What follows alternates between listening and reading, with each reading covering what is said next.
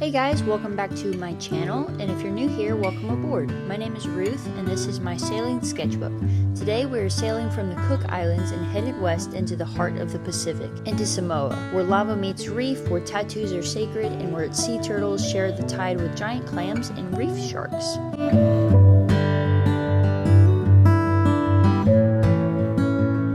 I know it looks very sunny outside. I've actually got to do this quickly before it starts raining. If you missed the intro to this traveling sketchbook series, I'll link the video above, but in the meantime, let me give you the brief lowdown. I am filling this sketchbook with things I've learned about places around the world in a storytelling fashion, from the perspective of living aboard a sailboat and circumnavigating the globe. And so far, we have visited French Polynesia, the Cook Islands, and now Samoa. It's kind of my way of maintaining a sketchbook practice for my other artwork while I kind of figure out this whole YouTube thing. And honestly, it's a lot harder to keep up with than I expected.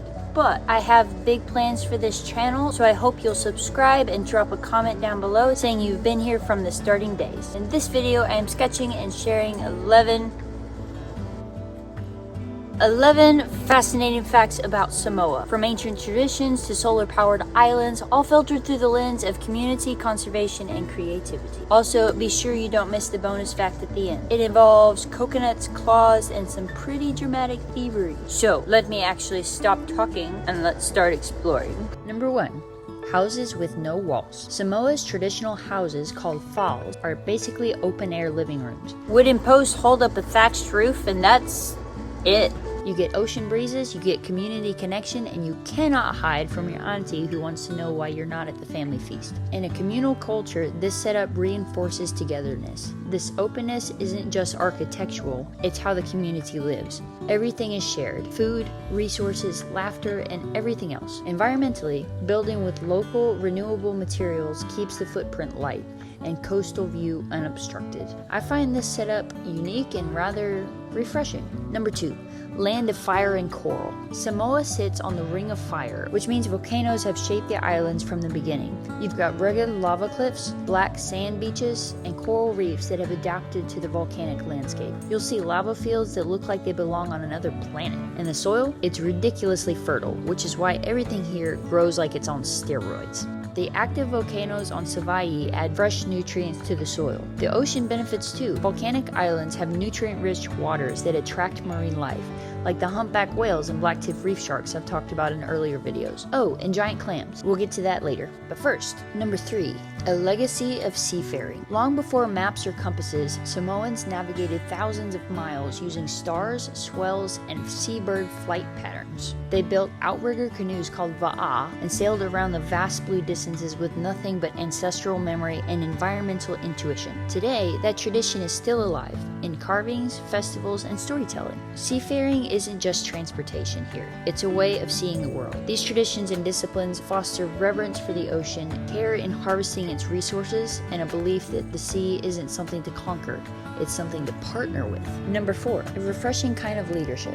In Samoa, villages are governed by matai, chiefs who aren't just political leaders, they're custodians of the land, sea, and community. Being much closer to the unique issues faced by a community allows for a more helpful leadership style and quick feedback that fosters a sense of communal ownership. That's why you'll find over 120 community-managed reserves here. Marine resources from fishing rules to coral reef care are built into the culture. It's like having environmental bylaws written into the village DNA, and it works. Number 5. The tattoos. In Samoa, the tattoos are as painful as they are meaningful. The word tattoo itself comes from the Samoan word tatau. This isn't trendy ink. This is ancestral art done with handmade tools. Bone combs dipped in soot and tapped into the skin over days or even weeks. Men receive a full body tattoo from mid-back to knees, and women receive a more delicate but equally symbolic tattoo. These tattoos aren't just decorative. They're a commitment, a vow to serve your family, honor your ancestors, and carry your culture visibly. Hi. Hi, do you have something to say? Beep. Number 6, the first island to see the new day. Because of its spot on the map, Samoa is one of the very first places on Earth to see the sunrise on any given day. If you're one of those people who's into being first at anything, well, this is it. Samoa literally starts the world's day. They shifted the international date line in 2011, so now they're ahead of everyone except for maybe the sun itself. You can stand on the shore at dawn and think, I am one of the first humans to see this sunrise. And speaking of first, that brings us to number 7. Samoa is home to the first island in the South Pacific that runs 100% on solar energy. Over on the island of Apalima, they've gone completely solar. No diesel generators, no fossil fuels, just pure sunlight keeping the lights on. This matters for the ocean because less fossil fuel equals fewer emissions equals less impact on bleaching and ocean acidification. Also, when your community is small and tight-knit, energy decisions affect everyone. So sustainability isn't just a buzzword, it's a way of life. Number 8, the Tusua Ocean Trench.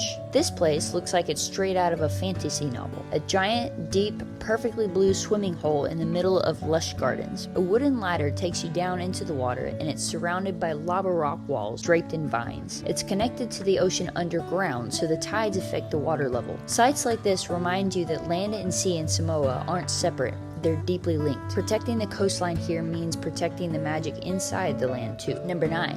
It's a paradise of birds. Samoa is basically the VIP only for birds. A whopping 84% of the bird species here are endemic, meaning they're only found in Samoa and nowhere else in the world. That includes the colorful mau. This is a type of honey eater that sings like it's auditioning for a Disney movie. Also, there's the tooth-billed pigeon, also called the manumia. And fun fact, this is the national bird and it kind of looks like a dove that wandered into a parrot costume shop. It is also called the little dodo and it is the closest living relative to the extinct dodo bird.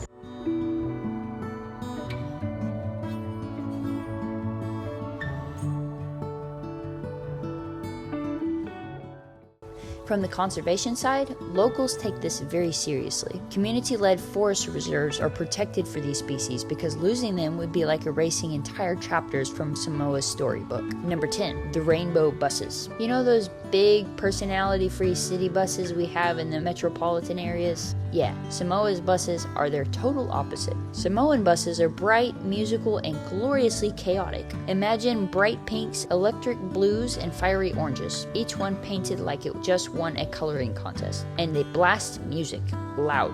Number 11. Clammy sanctuaries. In addition to marine wonders like the humpback whale and the black-tipped reef shark I talked about in earlier videos, Samoa is home to the giant clam, or faisua. These radiant reef dwellers can live over 100 years and grow as big as a suitcase. Giant clams are essential for filtering water, storing nutrients, and providing shelter for juvenile fish. They are also very culturally important. Overharvesting led to local extinction in some areas, but now they're being protected and farmed, especially in the giant clam sanctuary in Vaea.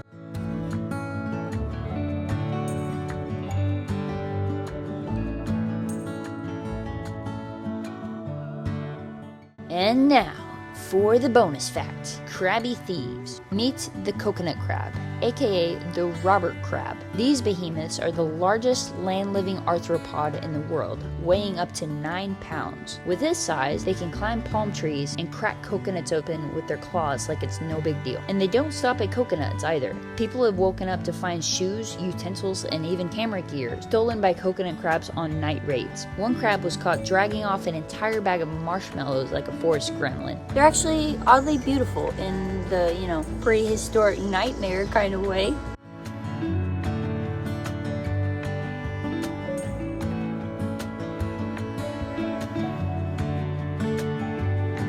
Samoa is one of those rare places where land, sea, and spirit are all intertwined. From tattoo lines to lava flows to solar panels and sanctuary reefs, it's a culture of caretakers, storytellers, and survivors. If this kind of journey speaks to you, please subscribe, drop a like, and check out my newsletter for early access to artwork, journals from the studio, and behind-the-scenes sketches. I'll drop that link in the description box. Thanks for sailing with me today, and I hope to see you next time. Stay curious and keep creating.